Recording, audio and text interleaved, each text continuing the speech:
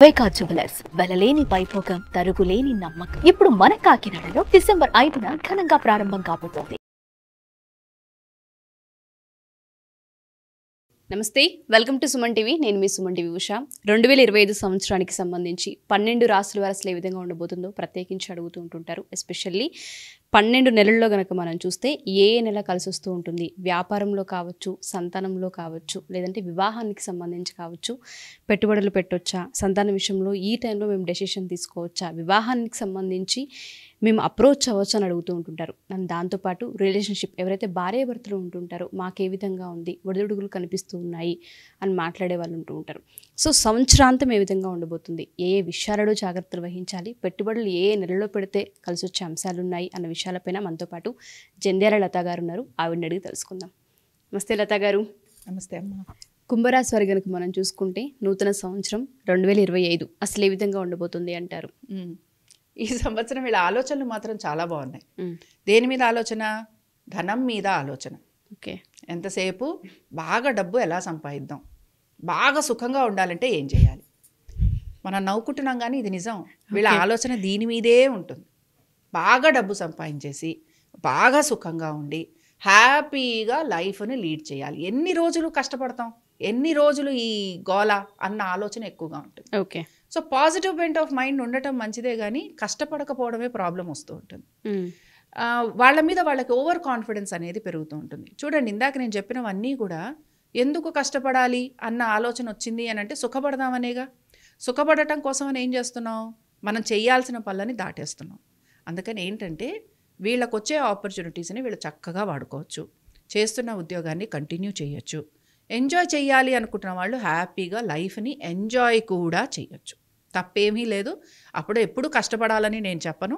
కాబట్టి ఏంటంటే ఎంజాయ్మెంట్ కూడా అవసరమే జీవితంలో. ఈ సంవత్సరం అంతా వీళ్ళు లైఫ్ ఎంజాయ్ చేయొచ్చు అనే చెప్తాను. బట్ ఏంటి, ఆర్థికపరమైన విషయాలలో మంచి డెసిషన్స్ తీసుకోవాలి.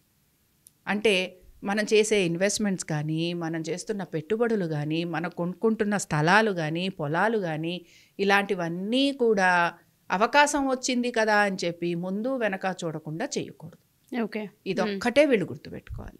అంటే పొజిషన్ బాగుంది, అనుకున్న వెంటనే డబ్బులు వస్తున్నాయి చేతికి, ఎంజాయ్మెంటు వస్తుంది, పొలాలు స్థలాలు వస్తున్నాయి, కానీ ఎలా ఉంటున్నాయి జాగ్రత్తగా చేసుకోవాలి.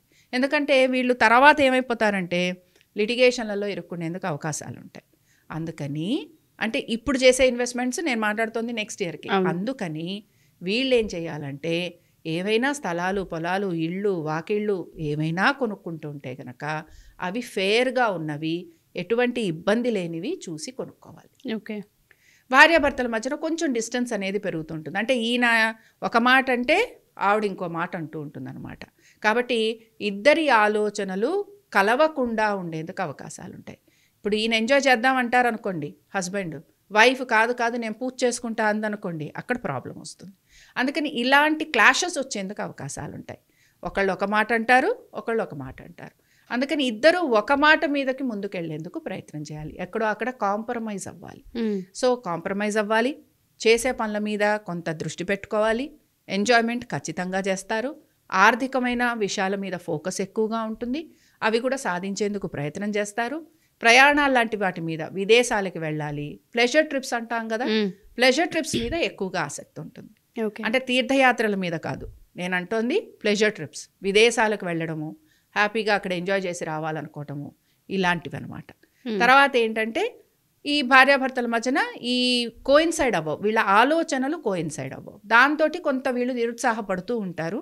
బట్ కొంతవరకు కాంప్రమైజ్ అయి ముందుకెళ్ళగలిగితే బాగుంటుంది. ఓకే. సో సంతానం కోసం ప్రయత్నించే వాళ్ళకి అండ్ వివాహం కోసం ప్రయత్నించే వాళ్ళకి ఎస్పెషల్లీ అండ్ వ్యాపారంలో పెట్టుబడులు పెట్టాలనుకునే వాళ్ళకి ఏ మాసాలు బాగున్నాయని చెప్పొచ్చు అంటారు?